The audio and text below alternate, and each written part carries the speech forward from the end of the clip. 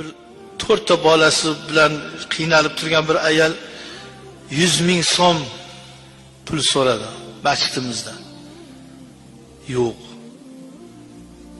Kapilini men o'zim olgandim. Yakshanba kuni peshindan keyin bo'lib qolar dedim. Shu orada endi xayolda yo'q, juma kuni shuni aytgan bo'lsak. Yakshanba kuni peshindan keyin bir ukamiz men shuni bironta qiynalgan bo'lsa berib qo'ying deb berib ketyapti.